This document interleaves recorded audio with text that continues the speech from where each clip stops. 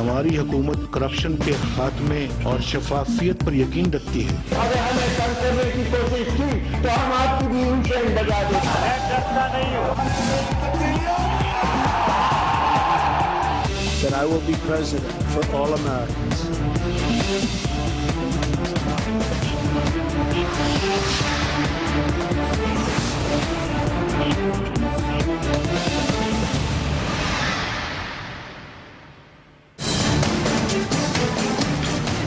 पाकिस्तान खपे।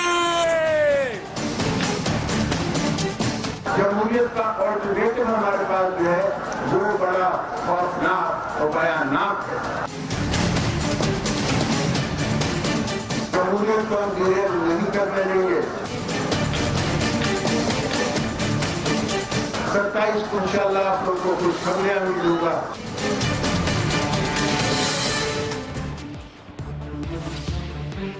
जी अस्सलाम वालेकुम। वीकेंड्स वैसे तो खबरों के हवाले से काफी ठंडे होते हैं, खासतौर पर जब क्रिसमस, न्यू ईयर और सर्दियों की छुट्टियां भी हों, लेकिन खबरों के हवाले से और सियासी हवालों से ये वीकेंड अच्छा खासा गर्मा गर्म है। कल 18 महीने के बाद साबिक सदर और पीपल्स पार्टी के शरीक चेयरमैन आसिफ अली जरदारी साहब वतन वापस लौट आए, खुद साख्ता जिलावती खत्म करके। और उनकी आमद से कुछ ही देर पहले कराची में जिस तरह रेंजर्स ने उनके करीबी दोस्त अनवर मजीद के दफातर पे छापे मारे, बंदे पकड़े, असलहा पकड़ा, उसने एक नया सियासी तनाज़ा और कई नए सियासी सवालात खड़े कर दिए हैं। रेंजर्स की प्रेस रिलीज के बाद ओमनी ग्रुप ने अपने वकील जमशेद मलिक के जरिए अपना मौकिफ दिया था, जिसके मुताबिक ओमनी ग्रुप के 3 नहीं बल्कि 2 दफातर पे छापा मारा गया और उनके 5 नहीं बल्कि 2 मुलाजमीन को गिरफ्तार किया गया। और जिस एक दफ्तर पे आई चुंदरीगढ़ रोड के छापा मारा गया वो ओमनी ग्रुप का नहीं था, वो किसी और इदारे का दफ्तर था। कल रात गए उन 2 मुलाजमीन को कामरान अंसारी और काशिफ शाह, उनको भी कल रिहा कर दिया गया था। सवाल ये पैदा होता है कि इन छापों का मकसद क्या था? क्या पाकिस्तान पीपल्स पार्टी और खासतौर पे आसिफ अली जरदारी साहब को कोई पैगाम देना मकसूद था? अफवाहें गर्म थी जरदारी साहब के आने से पहले कि वो कोई डील करके वापस आ रहे हैं। तो रेंजर्स के छापों का मकसद क्या इन अफवाहों को और इन तासुर को खत्म करना था? लेकिन जरदारी साहब ने कल जिस तरह की पसंदीदा और फरमाइशी तकरीर की, उससे वाकिफाने हाल उनका ख्याल ये है कि शायद जरदारी साहब अब एस्टैब्लिशमेंट के साथ भी मुफाहिमत करेंगे, मुज़ाहिमत नहीं करेंगे। 27 दिसंबर को जरदारी साहब ने कुछ खुशखबरियां सुनाने का ऐलान भी किया है। वो खुशखबरियां क्या हैं? क्या जरदारी साहब और वज़ीर आज़म नवाज शरीफ साहब की मुलाकात का कोई इम्कान है? आज चौधरी शुजात साहब ने जरदारी साहब से मुलाकात की है। क्या अपोजिशन नून लीग के खिलाफ कोई ग्रैंड अलायंस बनाने जा रही है? 27 दिसंबर के बाद जो पीपल्स पार्टी की गो नवाज गो तहरीक है, उसकी 27 दिसंबर के बाद शक्ल क्या होगी? क्या जरदारी साहब की क़यादत में पाकिस्तान पीपल्स पार्टी पाकिस्तान तहरीके इंसाफ के साथ मुफाहिमत करेगी? क्या जरदारी साहब और इमरान खान साहब एक कंटेनर पे खड़े नजर आ सकते हैं? सवालात बहुत सारे हैं। आज प्रोग्राम में इन सब सवालात के जवाब लेंगे। मेरे साथ हैं सीनियर सदान पाकिस्तान पीपल्स पार्टी के मरकजी रहनुमा और कौमी असेंबली में अपोजिशन लीडर सैयद खुर्शीद शाह साहब। अस्सलाम वालेकुम शाह साहब, बहुत शुक्रिया प्रोग्राम के लिए वक्त देने पर। वालेकुम सलाम जी, मेहरबानी।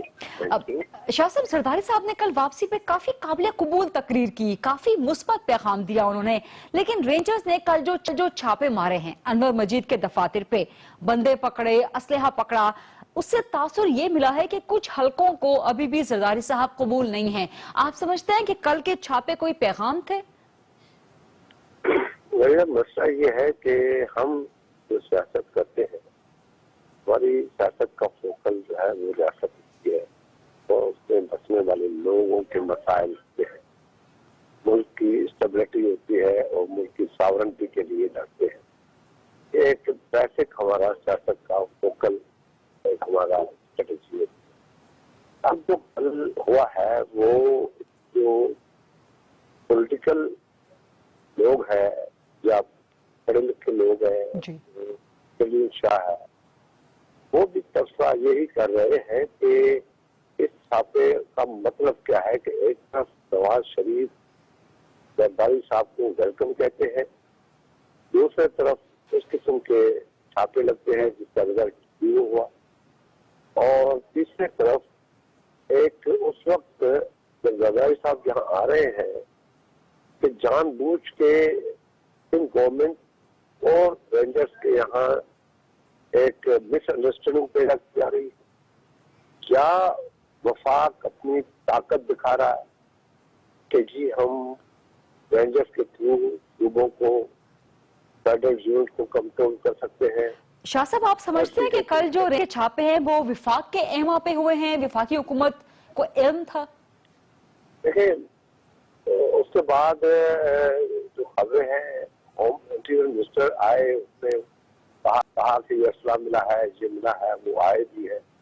कराची में इससे बहुत बड़ा असला मिला है, पता नहीं कितने बिलियंस का असला मिला है।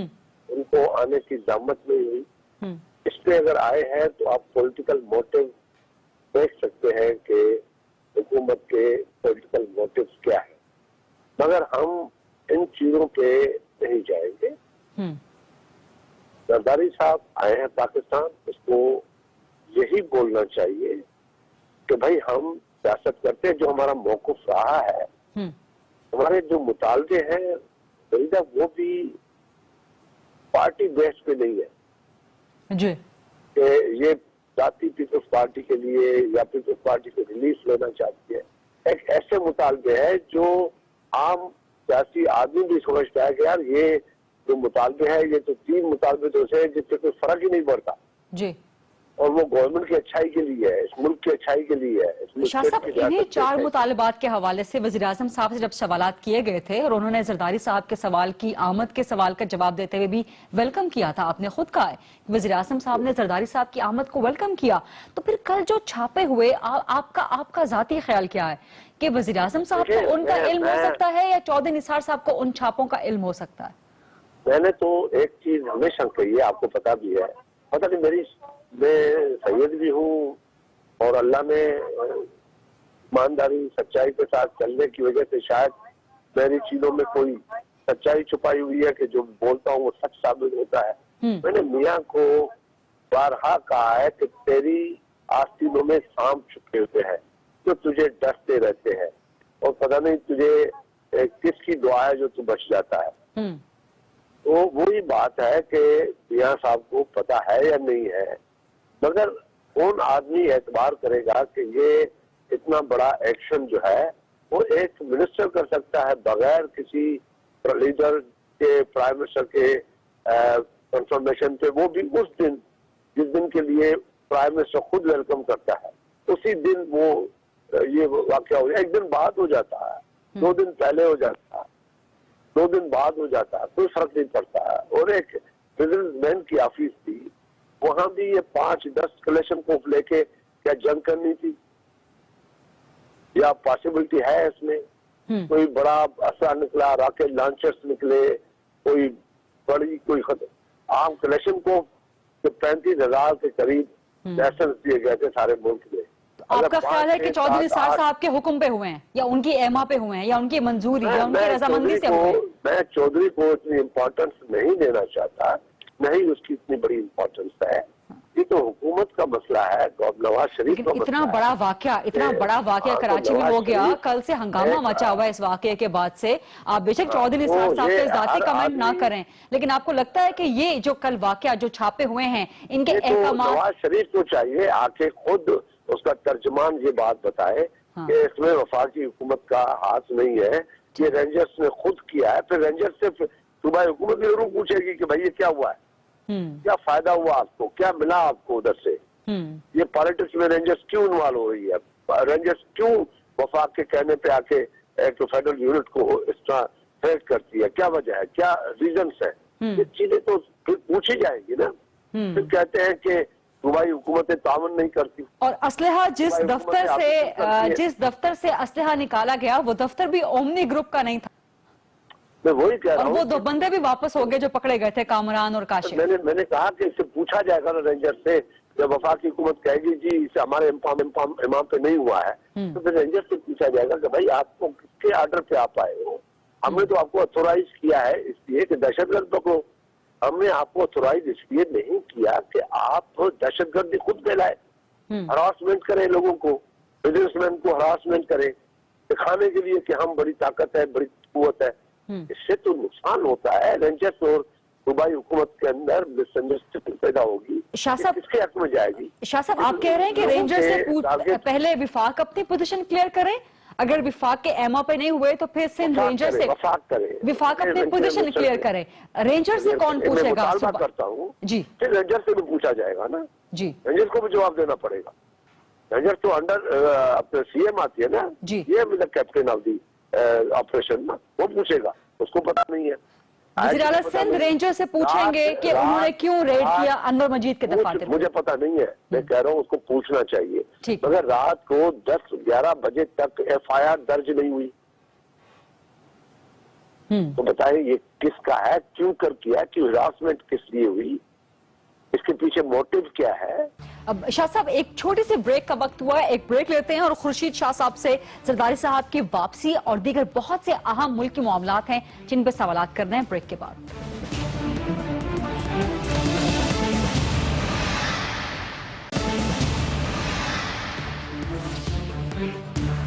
जी वेलकम बैक। बात कर रहे हैं हम कौमी असेंबली में अपोजिशन लीडर सैयद खुर्शीद शाह साहब से। शाह साहब आपकी बात वो बीच में कट हो गई थी, कता कलामी की माजरत। आप मुतालबा कर रहे थे वफाकी हुकूमत से, वज़ीर आज़म साहब से कोई? मैं मुतालबा ये कर रहा हूँ कि इस पर वजाहत करनी चाहिए। जब ये कुछ हुआ ही नहीं है जी, तो एक पार्टी का जिसको वज़ीर आज़म खुद आके नेशनल हुकूमत पे वेलकम करते हैं और पीछे से ये काम करवाते हैं, ये क्या डबल स्टैंडर्ड है वज़ीर आज़म के? मैं तो वज़ीर आज़म से ही बात करूंगा ना, मैं तो आम आदमी से बात नहीं करूंगा। मैं तो किसी मिनिस्टर कैबिनेट के जो हेड है वो तो नवाज शरीफ है ना। बिल्कुल, मैं नवाज शरीफ से कहता हूँ ये डबल स्टैंडर्ड मियां साहब क्यों रखते हो अपने पास? हिम्मत होनी चाहिए, कह दो कि जी हम तुम आ रहे हो, हम देखते हैं, आओ तुम भी शासक करो, हम भी शासक करें। एक तरफ कहते हैं वेलकम जी, आए अपनी पार्टी को संभाले, आप चले इस मुल्क के लिए, हम और आप मिलकर इस मुल्क को चलाए। ये बड़ी अच्छी बातें करके फिर अगर आप इस किस्म की मियां नवाज शरीफ बात करता है, मैं समझता हूँ कि ये सियासत में इस किस्म की तरीकेकार अच्छे नहीं होते। शाह साहब कल के वाकये के बाद जो तबसरा निगार हैं वो इसके दो एंगल्स बता रहे हैं। एक एंगल तो हुकूमत से रिलेटेड है कि शायद आप पे प्रेशर, आप पे पॉलिटिकल प्रेशर डेवलप करना हो, इसलिए रेंजर्स के जरिए छापे। ये सिर्फ एक कॉन्स्पिरेसी थ्योरीज या हाइपोथेसिस हैं। एक गवर्नमेंट के हवाले से है, एक एस्टेब्लिशमेंट के हवाले से है। गवर्नमेंट के हवाले से जो हाइपोथेसिस है उसकी बात तो आपने कर ली। एस्टैब्लिशमेंट के हवाले से हाइपोथेसिस ये है कि चूंकि तासुर दिया जा रहा था कि जरदारी साहब का शायद कोई डील करके एस्टैब्लिशमेंट से वापस आ रहे हैं, तो उस तासुर की नफी करने के लिए ये छापे हुए। इस तासुर के बारे में आप क्या कहेंगे जो एस्टैब्लिशमेंट से रिलेटेड? मैं आपको एक चीज बड़ा क्लियरली बता दूं कि एस्टैब्लिशमेंट कभी भी बगैर प्राइम मिनिस्टर को कॉन्फ्रेंस के लिए ऐसा काम नहीं कर सकती। ठीक, इसलिए अगर ऐसी बात है तो फिर ये बात खुल जाएगी। खुद मियां नवाज शरीफ को वादे करना चाहिए कि जी मुझे तो पता ही नहीं था फिल्म चीज का इल्म, तो फिर हम भी देख लेते हैं एस्टेब्लिशमेंट के साथ, देख लेते हैं चलो हम तो एस्टेब्लिशमेंट क्या पाकिस्तान हिंदुस्तान की है? ये एस्टेब्लिशमेंट इजराइल की एस्टेब्लिशमेंट है, हमारी एस्टेब्लिशमेंट पाकिस्तान की है। इस एस्टेब्लिशमेंट में रहने वाले लोग जो है वो पाकिस्तानी है, यहाँ ही अपॉइंट हुए, यहाँ ही रिटायर्ड होंगे, यहाँ ही काम करेंगे, यहाँ ही चलेंगे, इस मुल्क में रहेंगे, उनके बच्चे रहेंगे, हम सब इस मुल्क के रहने वाले हैं। ये कह देना, अपने ऊपर से हटा देना कि जी एस्टेब्लिशमेंट ने किया होगा। एस्टेब्लिशमेंट कौन है? जो हुकूमत है वही एस्टेब्लिशमेंट होती है। हेड ऑफ एस्टेब्लिशमेंट कौन है? प्राइम मिनिस्टर या कोई और होता है? मुझे बता दें आप। लेकिन शाह साहब एक खुली एस्टैब्लिशमेंट है, एक खुफिया एस्टैब्लिशमेंट भी तो होती है। देखिए ये दौर गुजर चुके हैं, अब कोई खुली और बंद नहीं होती, हर चीज ओपन है आजकल। 60s और 70s 80s नहीं है, अब ये 2000 में हम 20वीं सदी में चल रहे हैं जहाँ से डिस्टेंस ही खत्म हो चुके हैं, चीज छुपी नहीं रहती। ठीक, शाह साहब आपने बड़ा अच्छा किया कि आपने इस तासुर की नफी कर दी कि एस्टैब्लिशमेंट इसके पीछे है। आपने कहा कि हुकूमत ही एस्टैब्लिशमेंट होती है और अगर हुकूमत ने नहीं किया तो फिर पीपल्स पार्टी एस्टैब्लिशमेंट के साथ देख लेगी। लेकिन जो ये तासुर दिया जा रहा है, जो ये अफवाहें गर्म थी कि एस्टैब्लिशमेंट के साथ कोई डील करके जरदारी साहब वापस आ रहे हैं, तो कोई डील हुई है जरदारी साहब की? कोई डील क्यों? वो अपने मुल्क में आ रहे, डील करके क्या डील करके आएंगे कि मैं आ रहा हूँ, मुझे आने दो और फिर मुझे हुकूमत दो, मैं हुकूमत करूंगा। यही कहते हैं कि हुकूमत के लिए सौदेबाजी हो के हमें आप सपोर्ट करो और हम आए और नवाज शरीफ को करके आए, ये कोई बात ही नहीं है। तासुर यही मिल रहा है, ऐसे- तासुर यही मिल रहा है कि शायद कोई जरदारी साहब कोई- डील करके आए हैं और कोई एक्सटेंडेड कोई- गवर्नमेंट या गवर्नमेंट में कोई किरदार 18 या 18 के बाद उनको मिले। कोई ऐसी बात नहीं है। ठीक। आप लोग मीडिया जो है, अगर कोई चीज नहीं भी होती आप लोग उसको बना देते हैं, फिर तबसरा करा देते हैं और अपना आपका जो लेकिन लेकिन शाह साहब कल जिस तरह की पसंदीदा मोबाइल से के लिए एक ओपन कॉरिडोर ओपन कर देते हैं, फिर चल पड़ता है। लेकिन शाह साहब कल जिस तरह की पसंदीदा और फरमाइशी तकरीर जरदारी साहब ने की है, दैट वाज नॉट जरदारी साहब, दैट वाज नॉट जरदारी साहब स्पीकिंग। आते वक्त अभी पहली मर्तबा अपने मुल्क में आए हैं इतने दिनों के बाद, तबीयत संभलने के बाद, और उसके बाद जब वो आते हैं तो क्या आते ही वो गालियां शुरू करें, लड़ाइयां शुरू करें, जंग शुरू करें। तभी हमने अपना इस मामले पे जो कल वाकया हुआ था, क्या इस मामले पे जरदारी साहब का रिएक्शन आना चाहिए था ना, मगर उसने कोई रिएक्शन नहीं दिया। उसने कहा भाई मैं तो आया हूँ इस मुल्क के लिए, पाकिस्तान के लिए, पाकिस्तान के पार्लियामेंट के लिए, पाकिस्तान में पार्लियामेंट को स्ट्रेंथन करने के लिए आया हूँ। पाकिस्तान की पार्लियामेंट को कम दो, पीपल्स पार्टी ने पार्लियामेंट को स्ट्रेंथन किया है, फरीदा आपको पता है। जी बिल्कुल, ये हम ही चैंपियन है, कोई चैंपियन नहीं है। पार्लियामेंट और इसमें कोई शक नहीं है, इसमें कोई शक नहीं है। जो पार्लियामानी इस्तेहकाम के लिए पीपल्स पार्टी ने जो काम किए हैं अपने लास्ट टेन्योर में, कमेंडेबल है। हमने सबसे बड़ी गाली खाई है इस मामले में, हमने गोली भी खाई है, हम लोगों की ताने भी सुने, हमने गोली भी खाई है, सरेदार पे भी चढ़े हैं, गोली भी खाई है और लोगों के ताने सुने हैं फ्रेंड भी अपोजिशन के। कि ये सिर्फ इसलिए कि हमने किसी इस्टेब्लिशमेंट के बतौर आपके आलाकार नहीं बने, हमने अगेंस्ट पार्लियामेंट और डेमोक्रेसी कंस्पायरेसी 2014 में हुई, उसके आलाकार नहीं बने, उसके अगेंस्ट खड़े हो गए।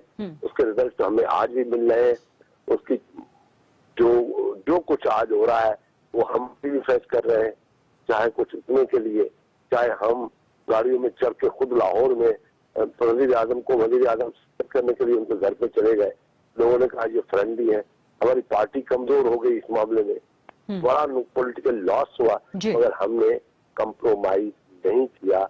हमने कहा कि नहीं, पार्लियामेंट चलती रहे, ये लोग 10 साल भी सियासत में हुकूमत में नहीं आए, नहीं आना चाहिए।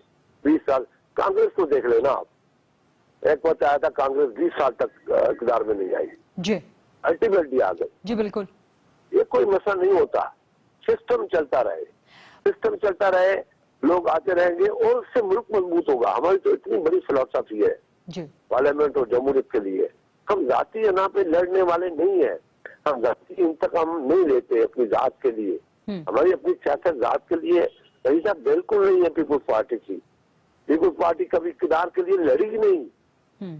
आपको इस चीज का इल्म है, जाए गहराई में जाए कि भुट्टो साहब अगर ज़िया-उल-हक से जो कहा गया था, सारी दुनिया आई थी, प्रेस कर लेता तो आज इक़्तिदार में होता ना। बेनजीर भुट्टो को कहा गया कि तुम नहीं आओ पाकिस्तान, तुम्हें वज़ीर आज़म बन जाओगी, वो आई, उसको पता था, आई, गोली खाई, मरी गई। अगर इक़्तिदार के लिए होता तो नहीं आती वज़ीर आज़म बनने के लिए। शाह साहब आपने फरमाया कि पीपल्स पार्टी जाती इंतकाम पे यकीन नहीं रखती, लेकिन जरदारी साहब पिछले साल जब 25 जून 2015 को गए थे मुल्क से बाहर, तो उस वक्त यही अफवाहें, यही खबरें आ रही थी कराची में कि जरदारी साहब के गिर्द घेरा तंग किया जा रहा है, उनके दोस्तों की गिरफ्तारियां हो सकती हैं। और जरदारी साहब के जाते ही 2 महीने बाद अगस्त में डॉक्टर आसिम साहब को गिरफ्तार कर लिया गया था। अब जब कल वो वापस आए तो उनके यही जेस्चर दिया जाता है ना जी, यही जेस्चर दिया जाता है कि जी तंग करो, प्रेशर करो, ये आएंगे, लड़ाई करेंगे, घेराव करेंगे और फिर हमारा मसला हल होगा। मेरा सवाल भी शाह साहब एग्जैक्टली यही है कि जरदारी साहब जब पिछले साल गए तो उनकी जाने के 2 महीने बाद उनके दोस्त को गिरफ्तार कर लिया। अब जब वापस आए हैं तो उनके आने से चंद घंटे पहले उनके एक और दोस्त के दफातर पे छापे मारे हैं। तो ये पैगाम वाज़े आपको महसूस है? ये पैगाम आज से नहीं मिल रहा है ना, ये पैगाम तो 60 से हमें मिल रहा है। अयूब खान से लेके ज़िया-उल-हक से लेके अपना परवेज मुशर्रफ और नवाज शरीफ खुद भी, ये पैगामात मिलते रहे हमें, मगर हमने इन पैगामात को सामने रख के अपनी सियासत नहीं। हमने अवाम की, जो पाकिस्तान की जो सियासत का बहुत बड़ा ताकतवर हिस्सा है अवाम, हम उसकी सियासत करते हैं, हमारी सियासत उनके साथ। अब शाह साहब आपको यहीं पे रोकूंगी, एक छोटी सी ब्रेक का वक्त हुआ है और ब्रेक के बाद वापस आएंगे तो आपसे मजीद सवालात कंटिन्यू करेंगे।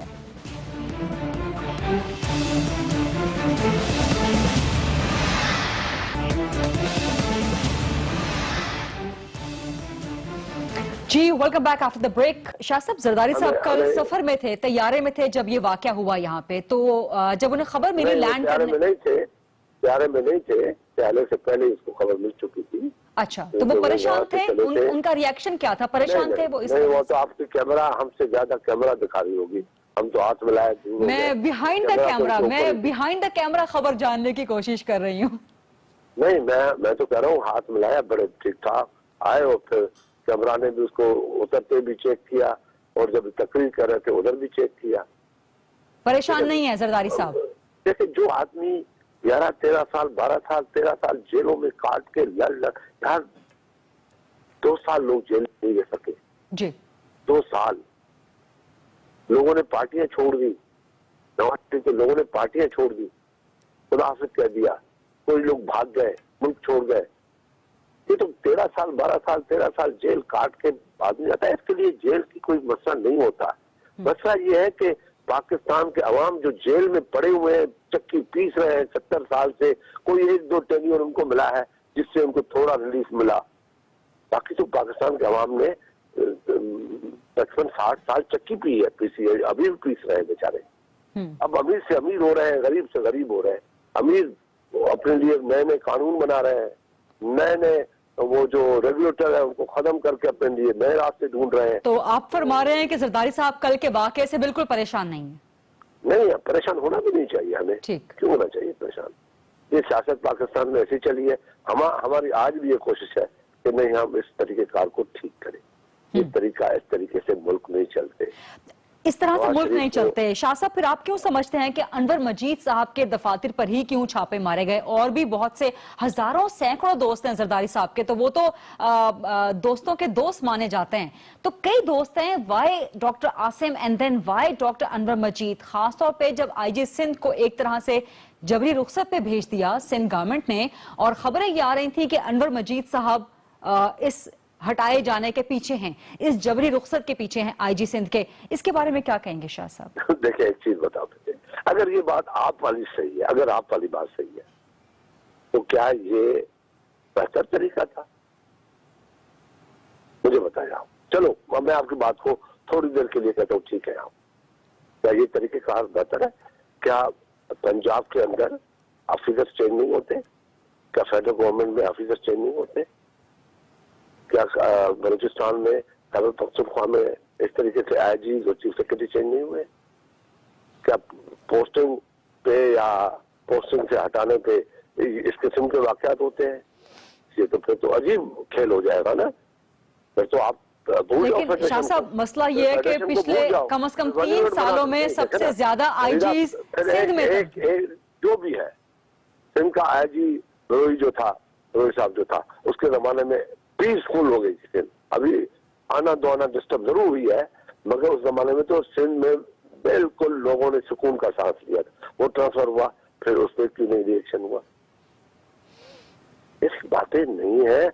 अगर इस किस्म के वाकयात हैं, फिर छोड़ दो फेडरेशन को ना, फिर फेडरेशन को छोड़ के आप रेन्यूएट कर दो, फेडरेशन खत्म करो, फिर जो देखा जाएगा इस मुल्क बेचारे का जो होता है। शाह साहब, आपको याद होगा जनरल राहील के जमाने में वो एक एपेक्स कमेटी का इजलास हुआ था, बड़ा मशहूर जमाना, जिसमें रेंजर्स की तरफ से ये शिकायत की गई थी, बल्कि एपेक्स कमेटी की तरफ से भी शिकायत सामने आई थी कि सिंध के पुलिस इदारे में सरकारी मुदाखलतें बहुत ज्यादा हैं, सरकारी बुनियादों पे तकर्रियां होती हैं, तबादले हो जाते हैं, लोग हटा दिए जाते हैं।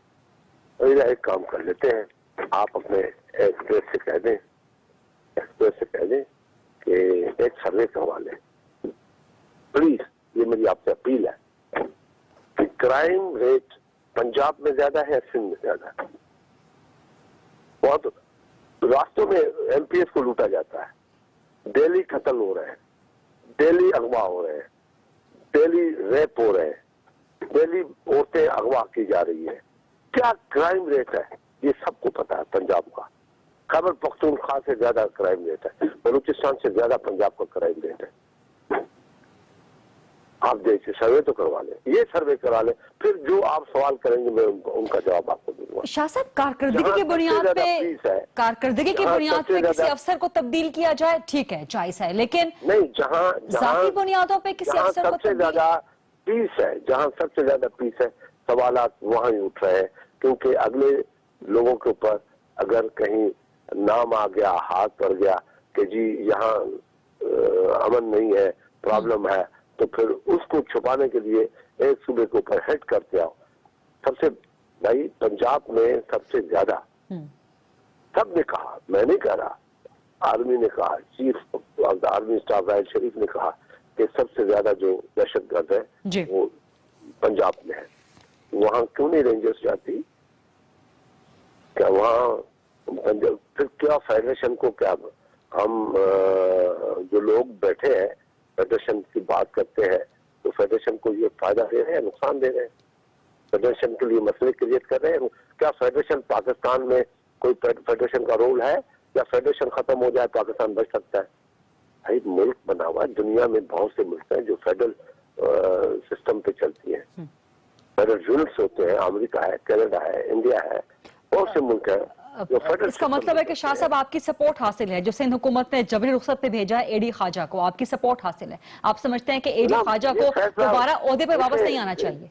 देखे, ये गवर्नमेंट का काम है, गवर्नमेंट को फैसला करना है, चीफ मिनिस्टर को फैसला करना है। 6 दिन के बाद चेंज करता है कोई रीजन है, वो समझता है उसको लॉ एंड ऑर्डर की रिस्पॉन्सिबिलिटी चीफ मिनिस्टर की है, काउंसिल गवर्नमेंट की है कि लॉ एंड ऑर्डर सिचुएशन जो भी आए जिम्मेदारी उनकी है कि क्राइम ना हो, किडनैपिंग ना हो, रैपिंग ना हो। ठीक, बिल्कुल दुरुस्त। ये चीजें उनकी जिम्मेदारियों में शामिल होता है। Point taken. शाह साहब वक्त मेरे पास बहुत कम रह रहा है और आपसे बातें और सवालात बहुत करने वाले हैं। एक छोटी सी ब्रेक लेने दीजिएगा, ब्रेक के बाद जब वापस आएंगे तो कुछ और इंटरेस्टिंग और अहम सवालात, खासतौर पर वज़ीर आज़म साहब और जरदारी साहब की मुलाकात के हवाले से सवाल खुर्शीद शाह साहब से करेंगे।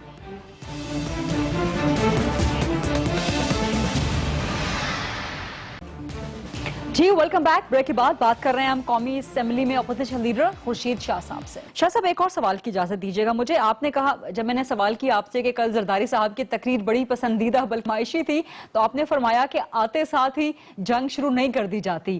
तो क्या कोई इम्कानात या क्या कोई खदशात बरकरार हैं कि एस्टैब्लिशमेंट के साथ पीपल्स पार्टी की जंग ही रहेगी? वो ईंट से ईंट बजा देने वाला जरदारी साहब का बयान भूला नहीं अभी बहुत से लोगों को? आप क्यों डालते हैं? ये सियासी पॉलिटिकल पार्टियों के रवैयों का मसला है, उनके डिसीजंस का मसला है कि सियासी पॉलिटिकल पार्टी क्या डिसीजन ले रही है, उसके खिलाफ जहां से हम महसूस करते हैं कि उनके डिसीजन से पाकिस्तान को, रियासत को, पाकिस्तान की इकोनॉमी को, पाकिस्तान के लोगों को लॉसेज हो रहे हैं, करप्शन बहुत बढ़ रही है, करप्शन को आंखों से देखते हुए हमें खौफ आता है, और वही लोग हमें कहते हैं जो 13-13 साल उन्हीं सजाओं में हम भुगत चुके हैं, वो अपनी हुदैबिया, अपनी चौधरी, अपनी इत्तेफाक, वो कैसे, वो सारी चीजें भूल चुके हैं कि वो भी उनका नाम भी था, अभी भी नाम थे, अभी नाम नेब ने थोड़ा सा उठाया था, आपको पता है क्या फेडरल मिनिस्टर्स मैदान में नहीं आए, सारी दुनिया मैदान में आई, नेब बेचारी चुप करके पीछे बैठ गई कि भाई छोड़ो, हम नहीं पहुंच सकते। इतने हमले हुए और आखिर में सबके केस खत्म होते गए। ये अभी हमें कोई मसला नहीं है, हमें मसला सिर्फ सिस्टम का है। हम चाहते हैं 10, 15, 20, 25 साल सिस्टम कंटिन्यू कर जाए। तो शाह साहब, एस्टैब्लिशमेंट भी तो इसी सिस्टम का हिस्सा है, एस्टैब्लिशमेंट भी इसी सिस्टम का हिस्सा है। अब जरदारी साहब वापस आए हैं तो पीपल्स पार्टी एस्टैब्लिशमेंट के साथ मुफाहिमत करेगी या मज़ाहिमत करेगी? हम फेडरेशन के साथ, मुल्क के साथ मुफाहमत करके चलेंगे। हम देखेंगे कि हमारे मुल्क के हक में क्या चीज है, क्या बेहतर है, क्या फैसले करने चाहिए। मुल्क के साथ भी और मुल्क की एस्टैब्लिशमेंट के साथ भी मुफाहिमत रहेगी। मुफाहमत जब तक एस्टेब्लिशमेंट जो बेहतर उनका रोल है, जो पॉजिटिव रोल है, जो वो करेगी, क्यों नहीं हम उनको सपोर्ट करेंगे? हमने पहले नहीं किया है। आप जब ये मसले हुए सवात के, हमने मिलकर फैसले नहीं किए। हमने पार्लियामेंट में मिलके, और पार्लियामेंट सिविल एस्टेब्लिशमेंट और एफटी एस्टेब्लिशमेंट जो है उसमें बैठ के मिलकर फैसले नहीं किए। इतने बड़े इकोनॉमिक क्राइसिस दुनिया में हो गए, रिसेशन आ गया, क्या हमने मिलकर फैसले नहीं किए? इस बला से, इस तूफान से पीपल्स पार्टी ने पाकिस्तान को निकाला, जबकि दुनिया सारी उसमें फंसी हुई थी, दुनिया फंसी हुई थी, आज तक फंसी हुई है। हमने निकाला, हालात को बेहतर किया, बड़े बड़े सैलाबों को फेस किया हमने। एग्रीकल्चर की ग्रोथ को हम 9% पे लेगा, आज तो एग्रीकल्चर ग्रोथ माइनस में है। आपकी फूड बास्केट खत्म हो रही है। हमने लेबर को जिस तरह से फैसिलिटेट किया, हमने जो मिडिल क्लास थे उनको एडजस्ट किया, उनकी तनख्वाहों में इतना बड़ा इजाफा किया। आज क्यों नहीं हो रहा है? ये सारी चीजें क्यों हो रही है? बिल्कुल ठीक, क्योंकि गरीब लोग तो भूखे मर रहे हैं। बादशाहों के पास अल्हम्दुलिल्लाह वैलिड पॉइंट्स, बिल्कुल बहुत वैलिड। हम कहते हैं कि जी ये पीपल्स पार्टी बकवास करती है, झूठ बोलती है, हमारी इकोनॉमी तो बहुत अच्छी है। तो ठीक है जी, जब आपके यहाँ के बड़े बड़े अदारे, पोर्ट्स, मोटरवे सारे गिरवी हो गए हैं, तो आप कहते हैं फिर भी अच्छा है। बिल्कुल वैलिड पॉइंट्स, बिल्कुल वैलिड पॉइंट्स हैं शाह साहब आपके। कि दुनिया में पाकिस्तान के हिस्ट्री में इतना कर्जा नहीं लिया गया जिस मुख्तसर अरसे में लिया गया है, फिर भी कहते हैं हमारी इकोनॉमी बहुत अच्छी है। लोग भूखे मर रहे हैं, एक वक्त रोटी नसीब नहीं है, रोजगार नसीब नहीं है, फिर भी कहते हैं हम हमारी। मस्जिद क्या होती है? मस्जिद, बेहतर मस्जिद वो होती है जब किसी के आज पेट में रोटी हो, बस सिंपल सा जवाब ये मस्जिद का। तो लोगों को रोटी मैसर हो, ये बेहतर मस्जिद की निशानी है। गरीब के जेब में चाराने पड़े हो, ये बेहतर मस्जिद। बाकी लंबी डिस्कशन के मस्जिद क्या होनी चाहिए फलाना, मेरे लिए मस्जिद का जो कंसेप्ट है वो कि गरीब आदमी की जेब में पैसा हो, 3 वक्त की रोटी खा सके। शाह साहब आप हमेशा हर जगह पे अवाम की, खासतौर पे गरीब अवाम की बात करते हैं, चाहे वो कौमी असेंबली हो, चाहे वो आपकी प्रेस कॉन्फ्रेंसेस हों, चाहे आपकी इनफॉर्मल डिस्कशंस हों, चाहे आप इंटरव्यूज में बात कर रहे हों, और यही वो चीजें हैं, यही वो बुनियादें हैं जिन पे आपका इख्तलाफ भी रहता है, हुकूमत के साथ भी, वज़ीर-ए-आज़म के साथ भी। शाह साहब आपने कहा कि एस्टैब्लिशमेंट के साथ मुफाहिमत का इम्कान है, ये बताएं कि वज़ीर-ए-आज़म नवाज शरीफ के साथ, हुकूमत के साथ मुफाहिमत का कितना इम्कान है? हमारा लड़ाई किसी के साथ नहीं है। अभी हमने 4 मुतालबे, जो जिसकी बुनियाद है 4 मुतालबे हमने दिए हैं, उसको आप एनालिसिस तो करें ना कि उसमें क्या है। अब उस बात में भी अगर हुकूमत का नहीं करेंगे तो हमें रास्ता कौन सा बताएं, हमारे रास्ता बताएं। ये वो तो नहीं है कि इस्तीफा दो, हमने इस्तीफा का मुतालबा नहीं किया है। ठीक, हमने ये नहीं कहा है कि आप घर चले जाओ। हमारे लिए मौका था ना कि हम इमरान के साथ खड़े हुए, क्या लॉकडाउन नहीं हो जाती? एक तरफ से सिंध से आते, एक तरफ से फेडरल गवर्नमेंट को हमला करते।